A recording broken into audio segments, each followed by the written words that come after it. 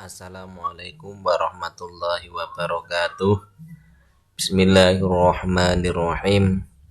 Nahmaduhu wa nasta'inuhu wa na'udzu min syururi anfusina wa min sayyiati a'malina. May yahdihillahu fala mudhillalah wa may yudlilhu fala hadiyalah. Allahumma shalli wa sallim ala sayyidina Muhammad wa ala ali sayyidina Muhammad. Salatan wa salaman ta'imaini amma ba'd. Puja dan puji syukur kita haturkan kehadirat Allah Subhanahu wa taala, yang mana pada kesempatan kali ini kita masih diberikan beribu-ribu kenikmatan, diberikan taufik, hidayah dan inayah dari Allah Subhanahu wa taala, termasuk nikmat sehat wal afiat, sehingga kita mampu meneruskan materi pembelajaran pada kesempatan hari ini. Sholawat dan salam tak lupa kita haturkan kehadirat Nabi kita, Nabi Agung Muhammad sallallahu alaihi wasallam.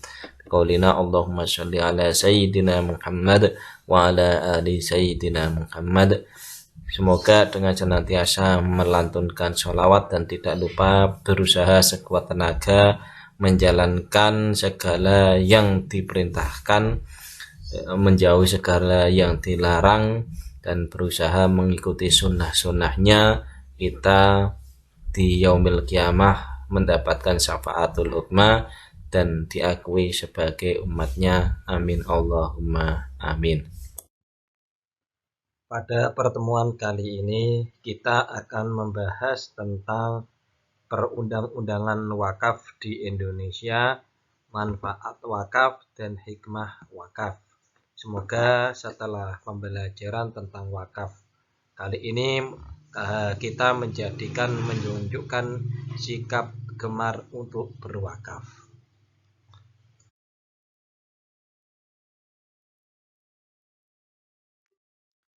Dalil yang pertama yang berhubungan tentang wakaf yaitu terdapat pada Al-Quran.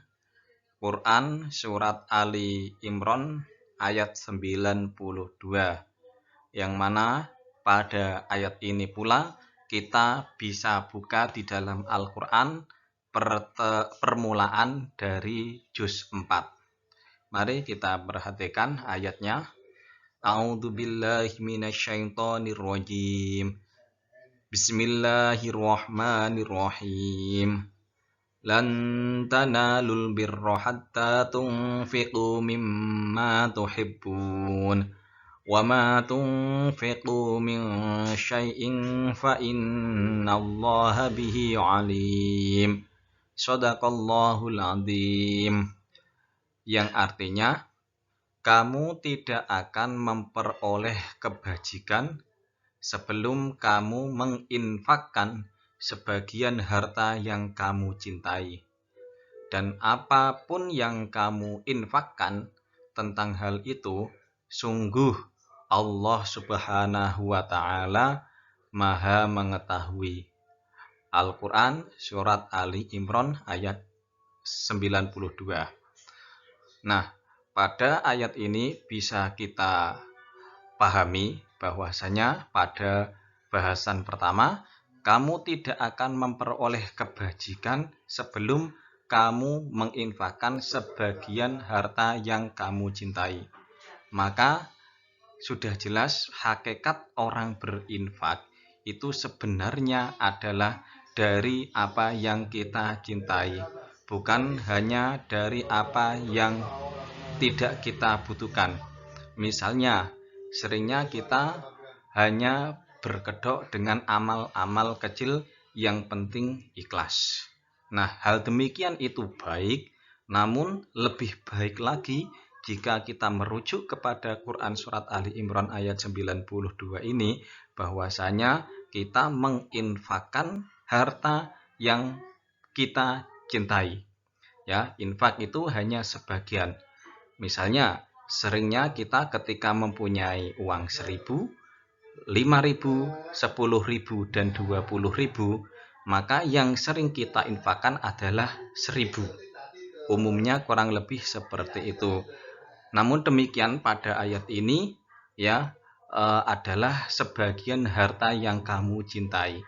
Maka sungguh sangat berat sekali ketika kita berinfak dengan uang 5.000 ataupun termasuk 10.000. Nah, jika kita mampu menginfakkan sebagian yang cukup banyak ini, insya Allah kita termasuk kategori orang-orang yang memperoleh kebajikan. Dan pada akhir ayat ini, dan apapun yang kamu infakkan tentang hal itu sungguh Allah Maha mengetahui. Nah, di situ besar kecil yang kita infakkan tidak hanya berdalih, yang penting ikhlas. Ya, karena apa? Pada hakikatnya walaupun sedikit walaupun banyak masalah keikhlasan, yang lebih tahu, yang maha mengetahui hanyalah Allah Subhanahu wa ta'ala. Maka sedikit atau banyak masing-masing orang pasti berbeda ukurannya sesuai dengan kadar yang dia miliki dan kadar kemampuan untuk menginfakkan sebagian hartanya tersebut. Undang-undang tentang wakaf di Indonesia yang menjadi landasan tentang perwakafan di Indonesia sangat banyak sekali. Yang paling terbaru yaitu diantaranya adalah tertulis dalam Undang-Undang Republik Indonesia nomor 41 tahun 2004 tentang wakaf yang disahkan pada tanggal 27 Oktober 2004. Kemudian ada juga Peraturan Menteri Agama nomor 1 tahun 1998 tentang Peraturan Pelaksanaan PP nomor 28 tahun 1977 tentang perwakafan tanah milik. Ya, diantaranya juga Inpres nomor 1 tahun 1991 tentang kompilasi hukum Islam. Dan masih banyak lagi. Hal ini juga didukung oleh Badan Pertanahan Nasional nomor 630.I 2782 tentang pelaksanaan penyertifikatan tanah wakaf.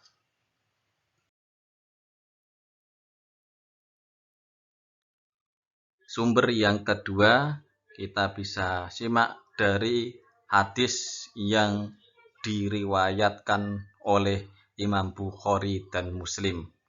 Bisa kita perhatikan pada slide ini, yaitu An Abi Hurairah radhiyallahu anhu anna Rasulullah sallallahu alaihi wasallam qala idza matal insanu in qata'a amaluhu illa min salasatin shadaqatin jariyatin aw ilmin yuntafa'u bihi aw waladin sholihin yad'ulah. Rawahul Bukhari wa Muslim. Artinya dari Abu Hurairah radhiyallahu anhu bahwa Rasulullah shallallahu alaihi wasallam bersabda, apabila seseorang meninggal maka amalannya terputus kecuali dari 3 perkara: sedekah jariah, ilmu yang bermanfaat, atau anak soleh yang mendoakannya. Hadis riwayat Bukhari dan Muslim. Nah, pada hadis ini bisa kita pahami ketika seseorang itu meninggal dunia, maka dia sudah tidak memiliki amal lagi.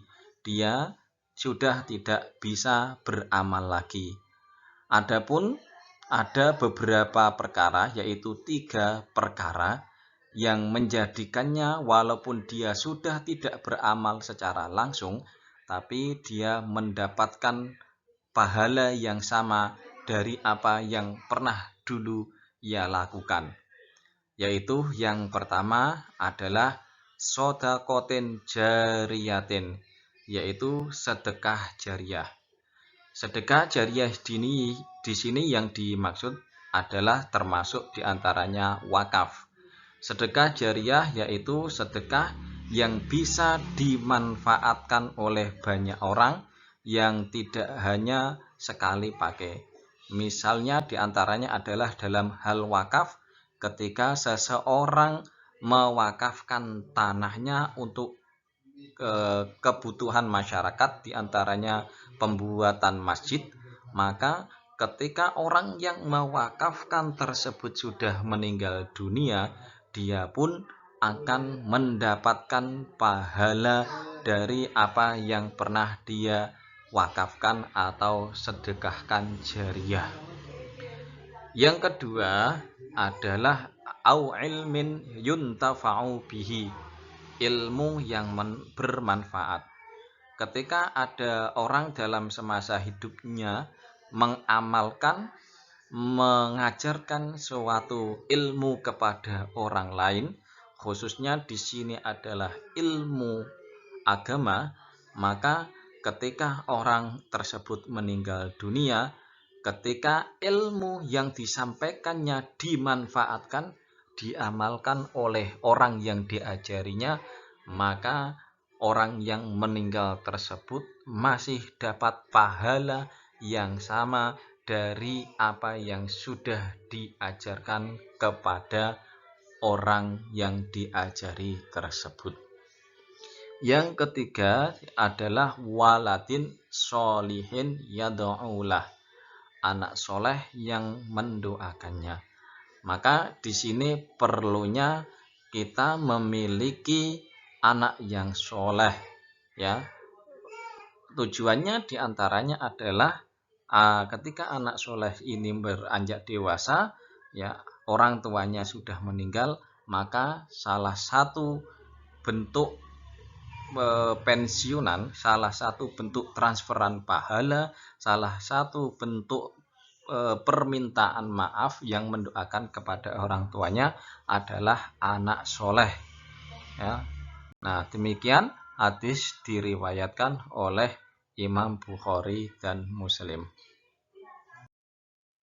Urusan perwakafan di Indonesia ditangani oleh Kementerian Agama dan Kementerian Dalam Negeri, yang kemudian hal ini diserahkan langsung kepada urusan paling bawah, yaitu di tingkat kecamatan, yang dikelola oleh Kepala Kantor Urusan Agama atau KUA. Kepala KUA atau Kepala Kantor Urusan Agama tersebut menjabat sekaligus sebagai PPAIW, yaitu PPAIW adalah pembuat akta ikrar wakaf. Maka ya, yang mengurusi perwakafan di tingkat paling rendah adalah PPAIW, yang mana PPAIW yaitu pembuat akta ikrar wakaf yang dikepalai sekaligus oleh Kepala KUA, Kantor Urusan Agama. Adapun tata cara perwakafan tanah milik bisa kita lihat pada contoh berikut.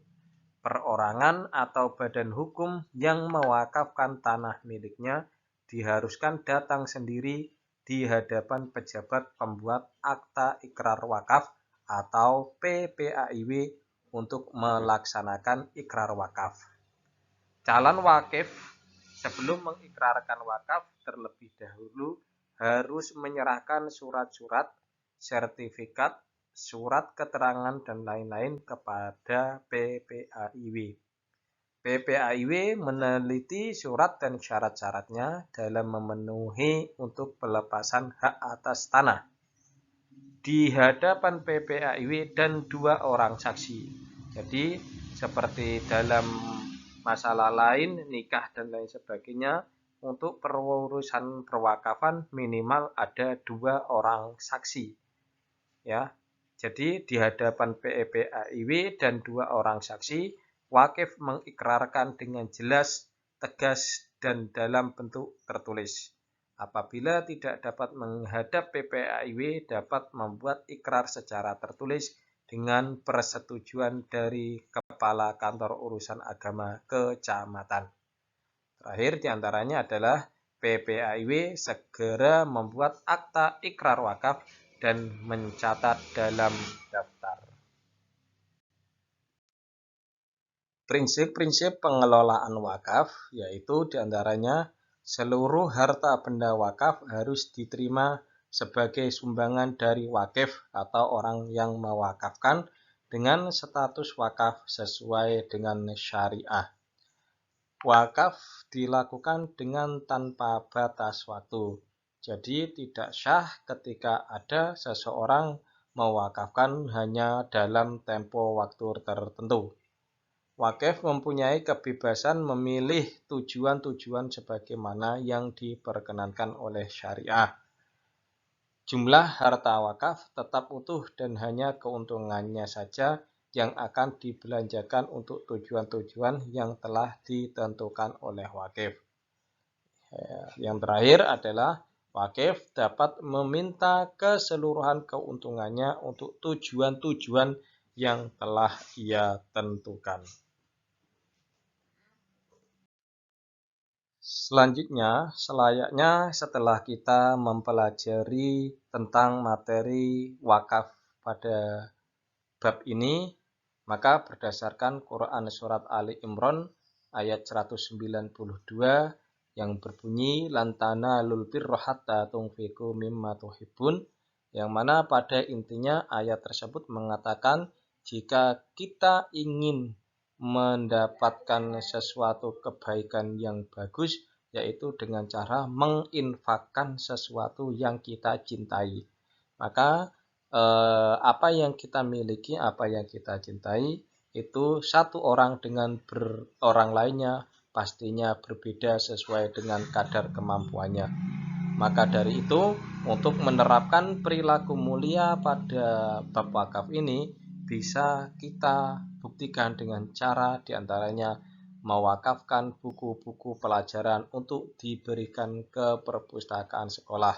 Sekiranya buku yang bagus yang masih bisa digunakan bisa diwakafkan. Kemudian mewakafkan pakaian layak pakai termasuk seragam sekolah yang tidak dipakai lagi kepada yang membutuhkan. Mewakafkan Al-Quran untuk diberikan kepada masjid terdekat, mewakafkan mukena, kain sarung, karpet, dan sebagainya sebagai sarana perlengkapan sholat, mewakafkan sebidang tanah untuk dijadikan fasilitas umum. Demikian pembahasan materi pada pertemuan kali ini. Sekiranya kurang lebihnya, kalaupun ada khilaf dari saya pribadi, mohon maaf sebesar-besarnya. Wal afu minkum wallahu a'lam bishawab. Walhamdulillahi rabbil alamin. Wassalamualaikum warahmatullahi wabarakatuh.